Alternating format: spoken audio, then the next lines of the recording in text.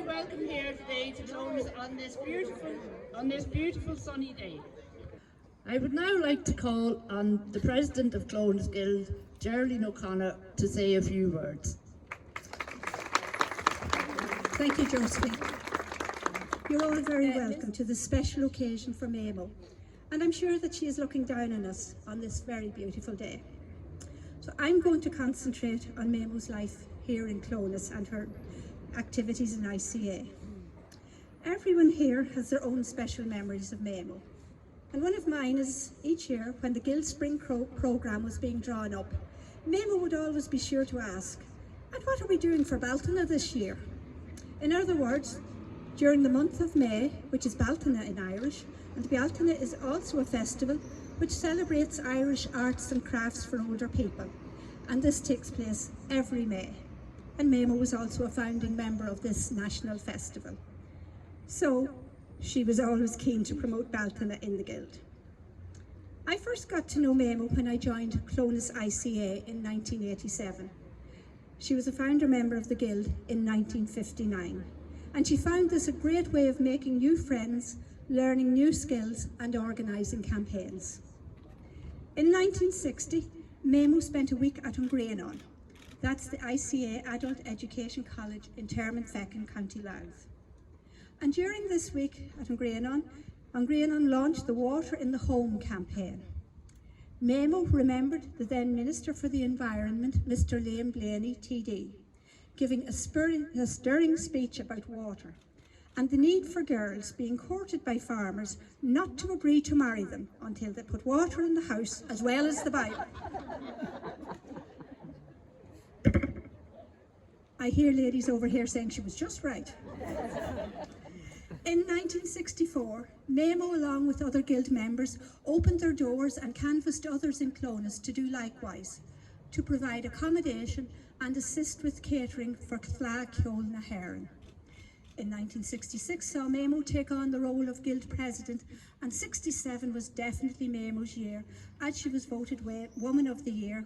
She also won many competitions, including how many items you could fit in a small matchbox. Now, there's the matchbox. Okay, so how many items do you think can you fit into that?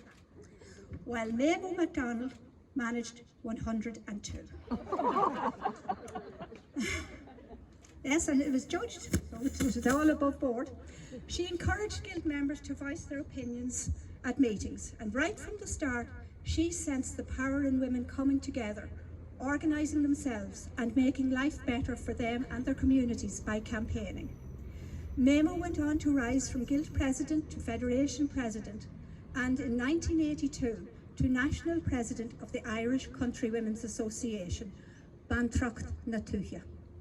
Over the years, Clones I.C.A. promoted the teaching of Clones Lace to members. An exhibition of Clones Lace, organised in the Guild in 1978, awakened a new interest in the craft. The Guild was awarded a Community Service Award from AIB for the conservation of a traditional craft. Clones Lace Guild, with the assistance of Clones I.C.A., was founded in 1989 by Mamo and Moira Traynor.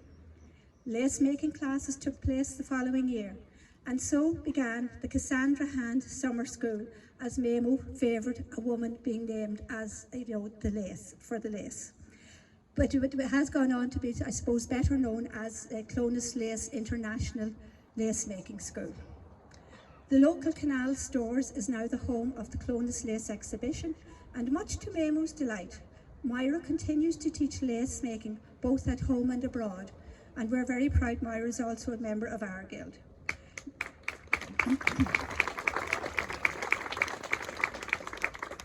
1997 saw the Guild write and produce the play Linked by a Thread with the assistance of Mamo. This was to commemorate the 150th anniversary of the famine in the Clones area. 14 years later, we would resurrect the play for the 2011 National Famine Commemoration, which was held in Clones. Along with our neighbouring guilds Abbey and Scotshouse, we told the story of the famine in the Clones area and the role of Clones Lace. Mamo played the part of Lady Aberdeen most convincingly. And following on from this, in 2012, we were delighted to receive a letter from Monaghan County Council informing us that we had won the award in the Arts and Culture category of Monaghan County Council's annual awards. This meant so much to Mayo, as in true I.C.A. tradition, it was women coming together in friendship and fellowship. Mayo would herself go on to receive her own personal award from Monaghan County Council. Over many years, Mayo was involved in the local church choir, as well as establishing with other local women of different denominations the local Women's World Day of Prayer annual service. A prolific keeper of journals, she went on to do a master's degree in women's studies, and she also spent time and enjoyed herself out in Annamecarrig. And I think this may have resulted in the culmination of her poetry book. And Mayo was so pleased and delighted when Minister Humphreys was there to launch Mayo's book of poems. Many of the I.C.A. Home Truths radio programmes were recorded and also broadcast from Mayo's tea shop, just across the street from where we are now standing. Many tall tales of smuggling and life on the border were told, and Mayo's home baking was enjoyed by all, and a warm welcome was guaranteed from Mayo, Patsy and Polly, who is here today. Ever conscious of those less well off and the hardships suffered by women worldwide, in 2013, Mayo brought the plight of Ugandan women, many of whom were HIV positive, to the attention of Guild members. Over the following months, Guild members brought their coins to meetings. The money was then forwarded to the Water is Life project in Uganda. 2016 saw Mayo, along with other members of the Guild and her sister Margot, who's also here today, take part in a national rural electrification history project. The project resulted in an exhibition in the National Museum of Ireland Country Life, Castlebar, in 2019. Finally, to answer Mayo's question, what's the Guild doing for Baltina this year? Well, Mayo, the answer to that is, this year, the Guild and the Federation are honouring you for Baltina as a founding member of Clonus Guild I.C.A. and of Clonus Lace Guild and of Baltina itself. So thank you, Mayo, for a life well spent in friendship and fellowship with your family, friends and fellow human beings. You made a difference. Mayo McDonald was a truly remarkable woman and a legend in her own lifetime. She was elected Federation President in County Monaghan at the AGM in St McCartan's Hall on Wednesday the 3rd of December 1969. During her 3-year term, she was also Vice President of Ulster and then went on to become an elected member of the Executive Committee of I.C.A. in 1981. As Federation President, she immersed herself in many county activities, events, meetings, attended Guild meetings, all to inspire, motivate and empower women. All of this she successfully managed to achieve whilst also juggling family life and other interests in consumer and family issues. Through the I.C.A., Mayo discovered opportunities to voice opinions about these issues, and she went on to help influence some of the outcomes. She was optimistic, generous, spirited and extroverted to lead a younger generation of women while having fun through I.C.A. activities, and she drew her energy from being with and working with people. At the same time, she ran the drapery shop in Clonus and also the tea shop which Geraldine referred to. Now, the 70s and 80s brought a set of new challenges to all local border people, with tough times and life being severely disrupted by the Troubles. But I doubt very much if that situation deterred Mayo from whatever she wanted to do. She was approached to run for the I.C.A. National President in 1978, but she turned that down as she felt it would mean a lot of travelling and meetings that would take her away from her family. It was some time after the death of her husband Eugene in 1979 that her own Guild of Clonus rallied around and encouraged her to go for the National President role. This became a reality when she was inaugurated and became National I.C.A. President on May the 16th, 1982. She was a tireless champion and campaigner for the rights of women and older people. I'm just going to list some of the noted achievements, and I apologise if I leave any out. During her time, she was Cahiarlacht. She was an honorary president of Age and Opportunity. She set up OWN, the Older Woman Network. She was involved in the ACWW, Associated Countrywomen of the World. In her time, she was a member of COFACI, the European Federation of Family Organisations. As we've heard, she revised lace making in Clonus. She was responsible for the Baltona Festival. She was a diarist. She was a poetry writer and author of Circling, where she displayed a profound sense of humour and understanding of human nature and life through her poems. She helped establish the breast screening programme, and to top it all, in her 70s, she achieved an MA in Women's Studies. Now, I'm exhausted after reading that list, so I dread to think what she was like. Personally, I didn't really get to know Mamo until the late 2000s when, as Geraldine referred to, this blow-in, I joined my local I.C.A. guild in Scots House. But indeed, her reputation preceded her. Everyone knew Mamo, and she was well admired and respected. She loved a challenge, and she kept those around her on their toes. She was not one to rest on her laurels. She herself admitted she was a born-again feminist. She didn't start out to be a feminist, but she became one. I was fortunate to have the pleasure of Mamo's company whilst travelling to and from 2 national AGMs, and she proved to be fascinating, interesting and knowledgeable, and kept Lorna Soden and I well entertained for the journeys, as well as providing us with some delicious strawberries for the journey. But all I can say to sum up about Mamo, if I have one real fond memory, it's her warm personality and the fact that her smile could light up any room, anywhere. Thank you. Tá Anna Oz or bheith an seo inniu. I'm delighted to be here today for the unveiling of the plaque in memory of the wonderful Mamo McDonald. Ban úntach Abbey. Mamo was national president, as we've heard, of the I.C.A. from 1982 to 1985. Her legacy will live on for many, many generations. It was, as we heard, Clona's Guild who encouraged her to go for the role of national president of I.C.A. During her 3-year term of office, she was instrumental in bringing the triennial conference of the Association of Countrywomen of the World, ACWW, to Killarney in 1986. Gemma Hussey, the then Minister for Education, appointed her to the National Council for Educational Awards. Mamo was also chair of Age and Opportunity, which was founded in 1988.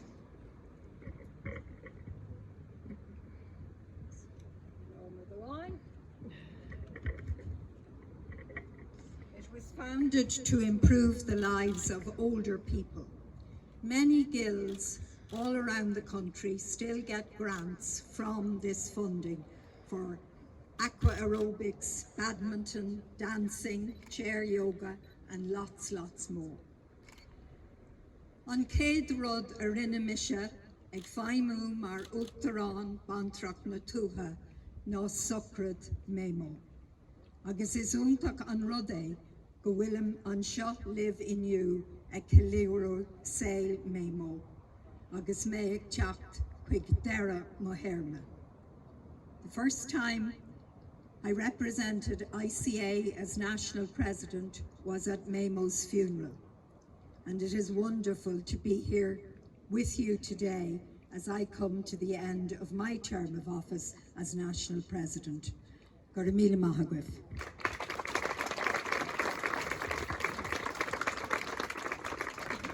Gura maith agat agus tá Anna has orm a bheith an seo ar an ócéid speisialta.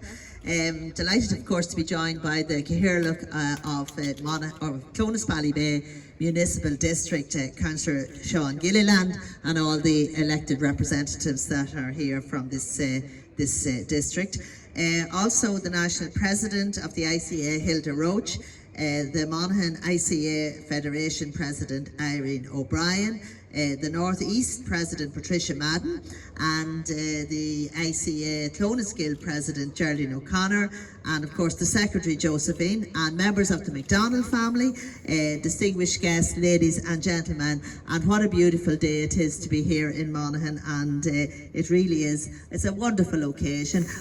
Occasion, of course, for the McDonald family and indeed for the I.C.A. But it is an opportunity to remember Mamo McDonald, and very shortly we're going to unveil this plaque here.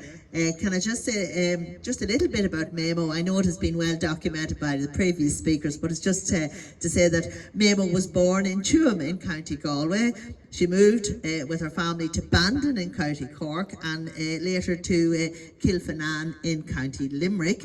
And she actually started off with a job in the Royal Hibernian Bank in Cavan, and that was quite a journey from her hometown. And then she met her future husband Eugene, and they got married in 1950. And of course they settled right here in Clonus, and as we well know, they had a drapery shop here in the town. And I was talking to Raymond Strong earlier and the McDonalds, they were all chatting, and I said, well, you didn't get in one shop, you got in the other.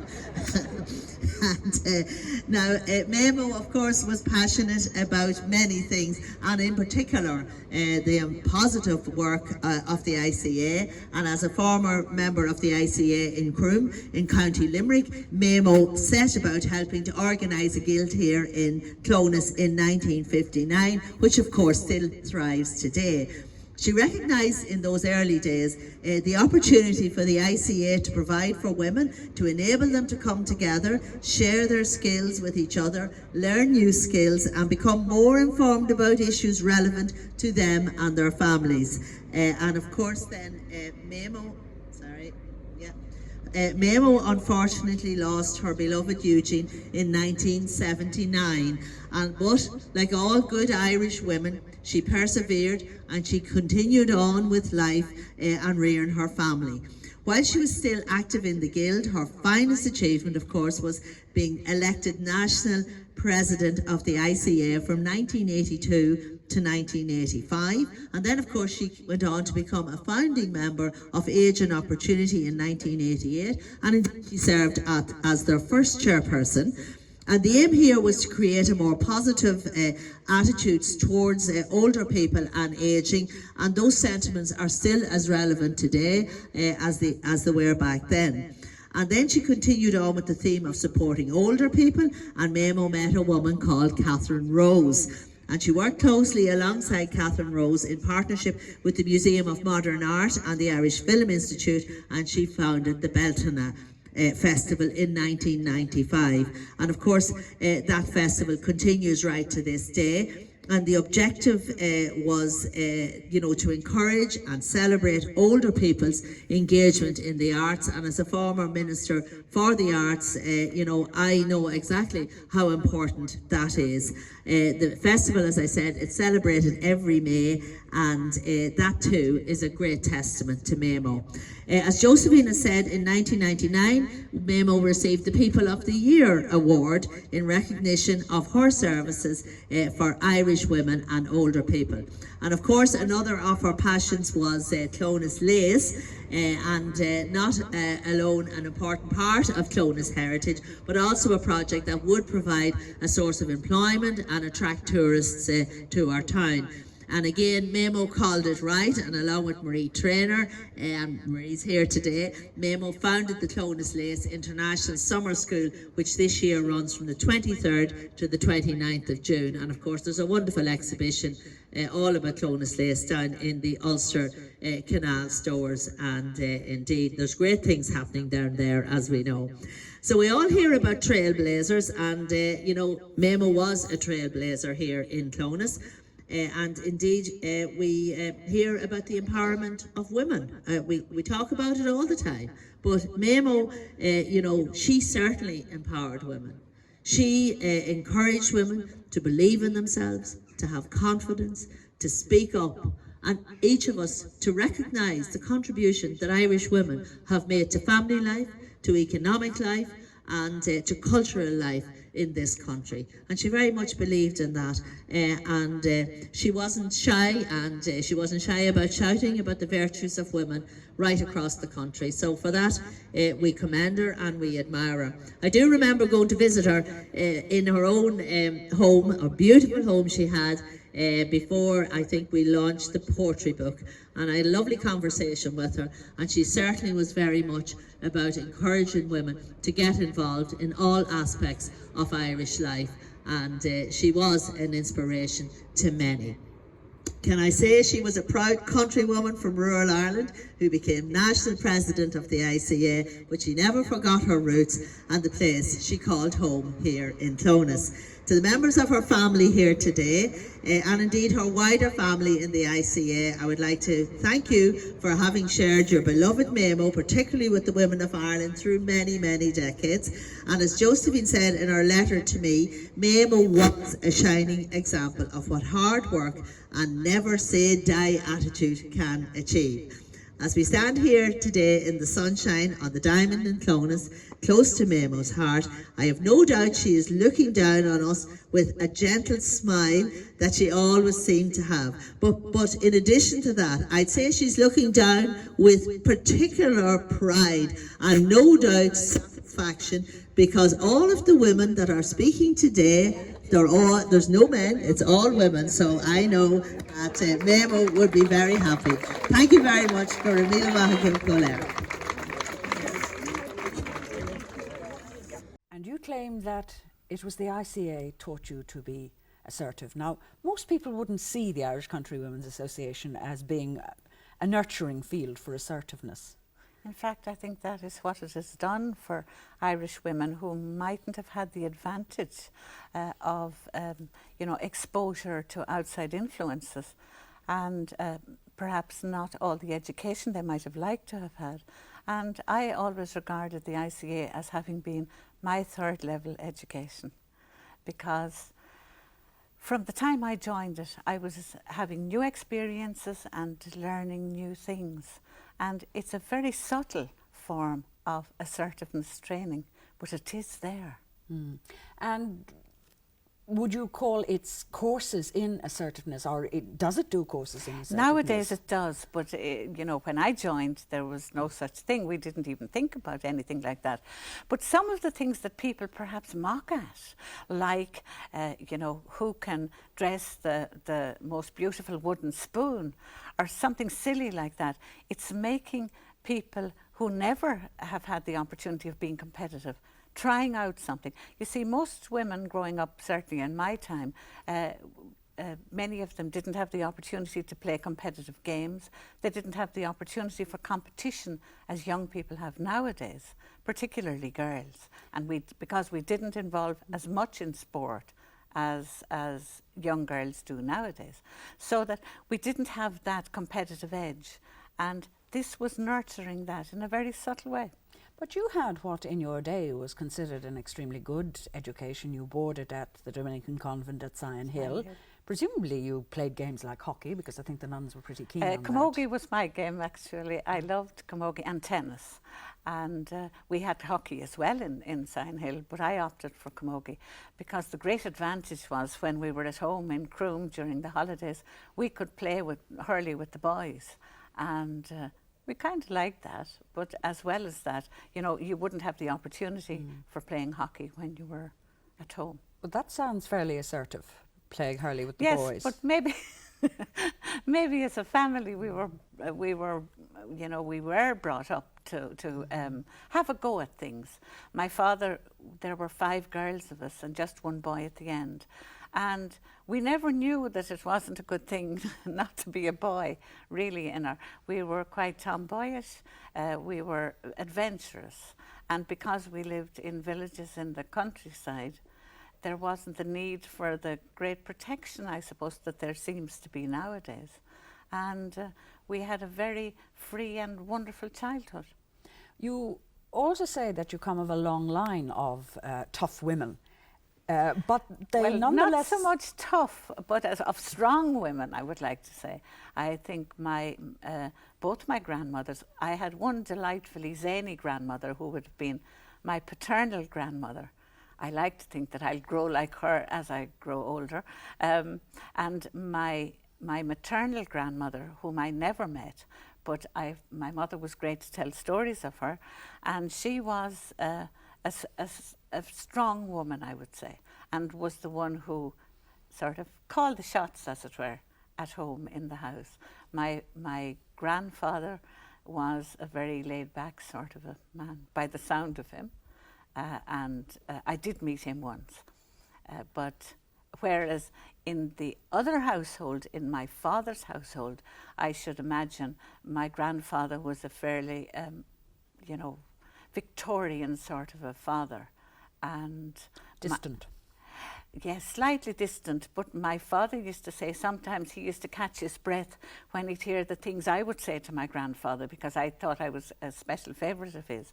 And I didn't know that one had to be sort of very respectful. Now, we didn't speak at meals. You sat around and it was quite silent at meal times.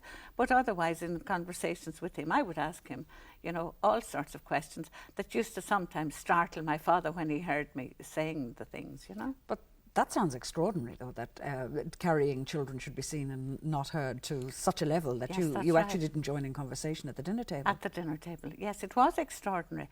But that was the way it had always been, apparently, in that household.